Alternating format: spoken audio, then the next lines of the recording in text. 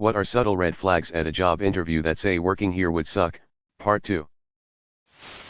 Employees are either new hires or have been there for 15 plus years with no in between. There is no room for improvement, it's better to leave for advancement. It wasn't exactly an interview. It was working in a slumlord building, so he didn't really care about stuff like interviews. I was a friend of a friend's nephew and the only person interested in the job. Because I was just about homeless and this job came with a free apartment. So it was really my first day. Everyone and everything completely sight unseen. I showed up to have to go find my co-janitor / handyman.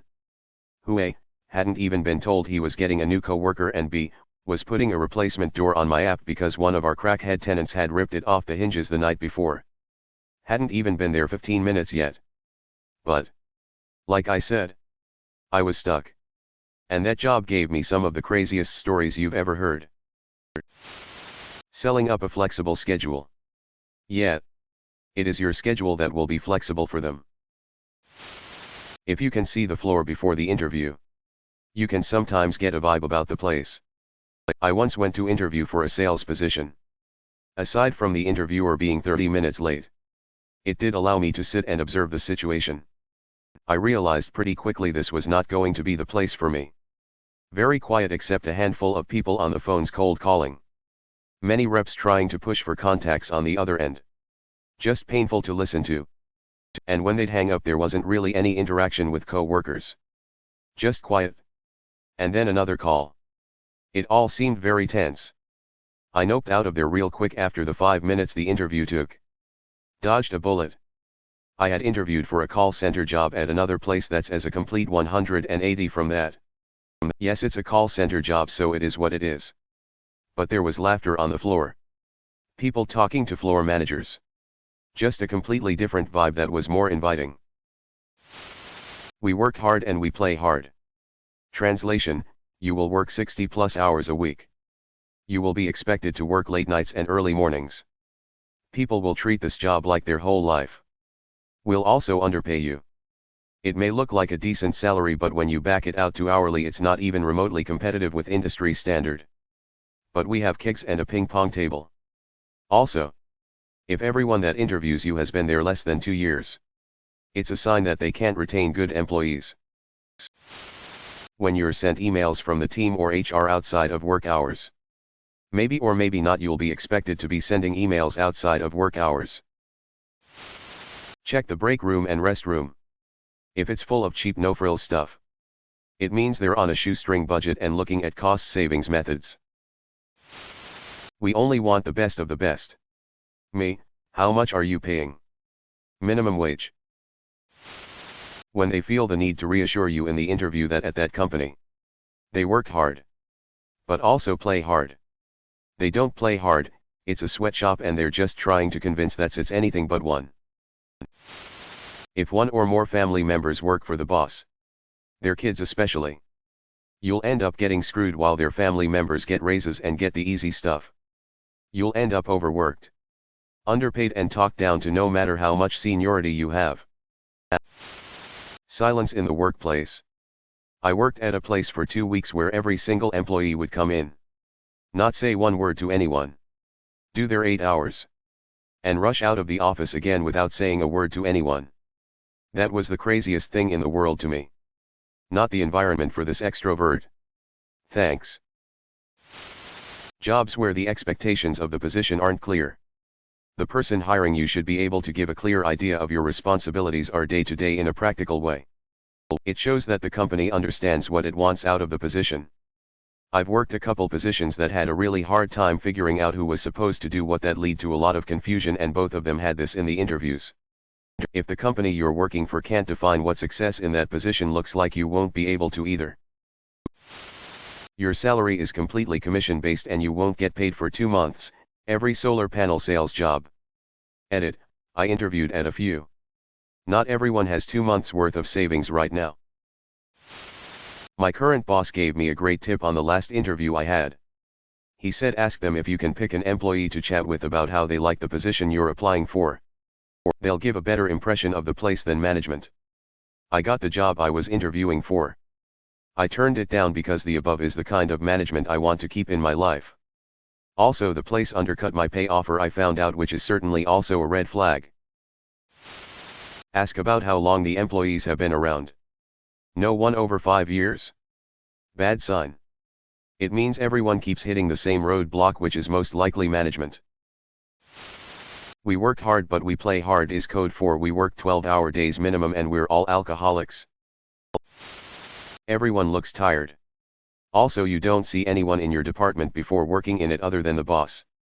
Made this mistake a few times, was the worst jobs. Once an interviewer straight up asked me if I had any trouble working for free on weekends. I told them my free time is more valuable than anything and that the only way that I would work a weekend is if they are paying me and if I felt like working a weekend. She got really mad at me and ended the interview right away. Biggest red flag I've ever seen because they didn't even try to hide it. This actually happened to me. Interviewer: do you have any questions for us? Me: what is a challenge this department has recently faced? Interviewer: job security. We're a family is code for working long hours. Lots of overtime and they don't care about their employees. We don't like clock watchers here. We expect everyone to be committed. Expecting more work for no extra pay. Getting mad at you when you leave at 5 even though your stated work hours end at 5. You not going to have kids anytime soon? Are you? What are your child care arrangements? Are both things my wife has been on the receiving end of. You'd assume you wouldn't apply if it was an issue. Right? Funnily enough, I'm a man and I've never been asked. When they tell you what I'm paying you stays between you and me. Don't discuss pay with anyone else usually means they are trying to pay you less than your co-workers who do the same job and don't want you to know. I was once told sometimes the hourly workers go on strike and they lock us in to keep the production line running. But management brings us steaks and we have an informal agreement with the union so you can cross the picket lines once a week to visit your wife. When the guy interviewing you is flirting with you, bail. If you ask what the opportunities for promotion are and they don't give you an answer. The ad for the job has been running continuously for 10+ years. You'll get full-time hours but won't be full-time, aka we'll do everything in our power to avoid giving you benefits even though we have you working more than 40 hours in a week. My boyfriend just interviewed for a call center that will not consider applicants unless they have 24/7 availability. Needless to say, he declined the position. I once showed up for an interview and the manager wasn't there that day. No one called me to let me know. The assistant manager was not apologetic for the scheduling issue at all. She was literally just like, "Oh, she's not here today," in a tone that suggested I should somehow already know that. She said they would call me to reschedule sometime the next week. I told her I was currently unavailable MW but could come in anytime THF. She said if I couldn't make time for the interview, I probably wouldn't be a good fit. I said okay. And went on to my other interviews and ending up working elsewhere. You'd think that would be the end of it. But both the manager and the assistant manager badmouthed me to a few other people in the industry. Including one of my friends. Hello. I made time for an interview. You disrespected me by not calling me to let me know it was cancelled. I gave you the times I was available to reschedule. And that was disrespectful somehow. Lots of people standing at colleagues' desks chatting. Either you'll be expected to be present at all times without a sufficient workload.